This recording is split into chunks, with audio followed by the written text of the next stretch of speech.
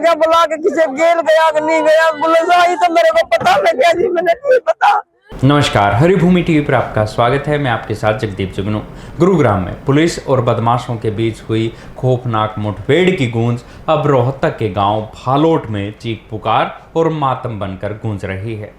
इस एनकाउंटर में मारे गए 4 आरोपियों में से 3 युवक इसी गांव के रहने वाले थे, जिनमें से 2 नाबालिग थे। जब तीनों के शव शाम को गांव पहुंचे तो परिजनों का कलेजा फट गया और पूरे गांव में सन्नाटा पसर गया। गमगीन माहौल में तीनों का अंतिम संस्कार तो कर दिया गया, लेकिन ग्रामीणों और परिजनों के दिलों में पुलिस की इस कार्रवाई को लेकर कई गहरे सवाल उठ रहे हैं। लेके बुला के किसी जेल गया कि नहीं गया, पुलिस आई तो मेरे को पता लग गया जी, मैंने नहीं पता।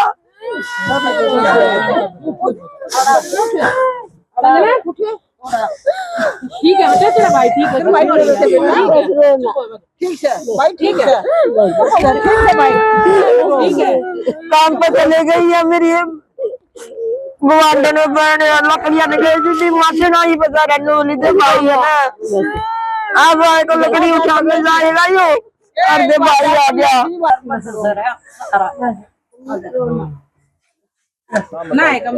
मेरा नाम जी कमलेश है, मेरा लड़का अंकित है और 9वीं क्लास पढ़ रहा है जी।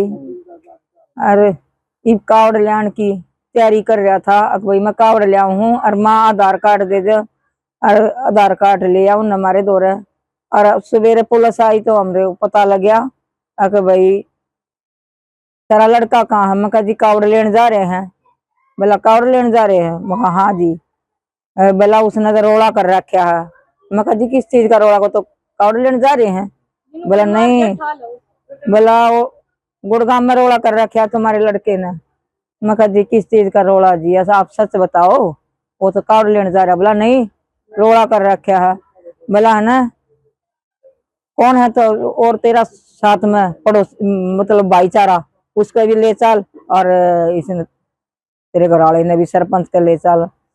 मैं कहा जी सच तो बता दो के काम हो रहा है, रोड़ा है के है कुकर से? बोला मरा पड़ा ठा लाओ, ऐसे बोला मेरे को। तो मेरे ना जी एकदम तो दिल घबराया। मैं कहा भाई यो एकदम किस तरह बोल रहे हो? फिर जी वो पुलिस सरपंच का चला गया हमारे को बोल के, हम वीर मर चले। मेरी गुड़िया ठाई मैंने, मेरे आदमी ने मैं ठाई, मैंने प्रिया लड़की ठाई, हम तीनों अपने चल पड़े गए सरपंच के। मैं कहा भाई हमारे तो भी बैठा के ले चली, कुकर के रोड़ा है, हमने बता नहीं इतनी दूर गाड़ी इतनी दूर। मैंने बोला इतनी जगह कौन है? सरपंच बोला जगह कौन है, तो मारे रहो यो जावगा, और ये और जान लाग रहे हैं। और कोई चिंता को। क्लास में पढ़ता था, कितनी उम्र थी? 17 साल का हो रहा है। कौन सी क्लास में पढ़ता था? 9वीं में जी। तो पहले कोई ऐसा मामला दर्ज था उस पे? नहीं जी, कोई मामला दर्ज नहीं। वैसे तो बच्चे थोड़े बहुत नू है, आपस में शरारत तो करते हैं जी, वैसा कोई मामला नहीं था जी, है ना? कोई मामला कभी नहीं सोचा था ऐसा भी हो? नहीं, कभी नहीं सोचा जी। कभी सोचने की कोई मतलब नहीं थी। काम मजदूरी करता था, अपना खाता था, और 1 मिनट नहीं डटा कर दानू, 1 मिनट भी। मम्मी मैं कहा तो आता पता भी नहीं, दोनों माँ बेटा नु सोते थे तेनों करता। तू मेरे ना 10 मिनट मेरे पास बचेगी, 10 मिनट मैं तेरे बचूंगा। ना भाई तो बदलाता रहा है, मेरे को बोला उसकी मिनट नहीं होती, मेरी ज्यादा बचवा लेता, फिर मेरे को आज पानू करता। मेरी मिनट का नहीं होगी, मुझे आ रही है। मेरे को ना बोलना भाई, इतना सा बहुत कर लिया तो जानबूझ के करा?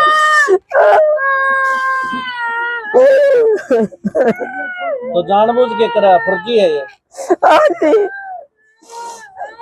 दरअसल गुरुग्राम के एक मशहूर व्यवसायी को विदेश में बैठे गैंगस्टर दीपक नांदल गैंग की तरफ से लगातार धमकियां मिल रही थी। इसी दौरान एक काले रंग की स्कॉर्पियो गाड़ी में सवार होकर कुछ हथियारबंद युवक व्यवसायी के घर पहुंचे और उन्हें बंधक बना लिया। पुलिस को जैसे ही इसकी भनक लगी, क्राइम ब्रांच ने घेराबंदी कर दी। दोनों तरफ से करीब 65 राउंड ताबड़तोड़ फायरिंग हुई, जिसमें 3 पुलिसकर्मी और 1 आरोपी घायल हो गया, जबकि 4 आरोपी मौके पर ही ढेर हो गए।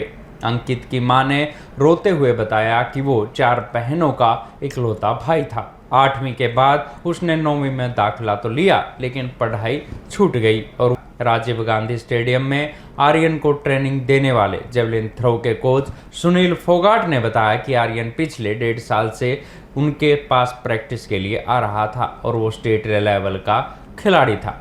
कोच सुनील फोगाट ने कहा कि आर्यन का स्वभाव बेहद सरल था। वो रोजाना शाम को स्टेडियम आता था और बाकी खिलाड़ियों के साथ भी उसका व्यवहार बहुत अच्छा था। हमें कभी नहीं लगा कि वो किसी गलत संगत में है। वो किस लालच में आकर फंसा, ये पुलिस जांच का विषय है। गांव के सरपंच कुलदीप ने बताया कि नितिन ने पहले बाइक ठीक करने का काम सीखा था और फिर गांव में ही अपनी खुद की दुकान खोल ली थी। गांव के सरपंच कुलदीप और ग्रामीणों ने इस एनकाउंटर पर नाराजगी जताते हुए सीधे तौर पर पुलिस की थ्योरी पर सवाल उठाए हैं।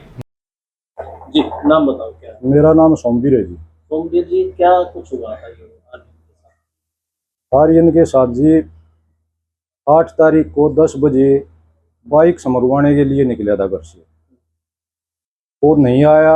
जब हमने पता लगा भाई बच्चा किडनैप कर लिया गया, फोन ले नहीं रहा था बच्चा, तो जिसने किडनैप किया है उसका फोन स्विच ऑफ आया। हम थाना में गए हैं FIR दर्ज करवाने के लिए, थाना वाले ने FIR दर्ज नहीं की। शाम को फिर गए हैं सरपंच को लेके, कोई कार्रवाई नहीं हुई। अगले दिन हमें रात को पुलिस ने पता चला पुलिस से आग भाई गुड़गांव में एनकाउंटर कर दिया, जबकि हमारा ये 3 पीढ़ी में कोई केस दर्ज नहीं। आप अपना रिकॉर्ड देख लीजिए थाना का। का खिलाड़ी था क्या? जेवलिन थ्रो का खिलाड़ी था, राजस्थान से मेडल लेकर आया था।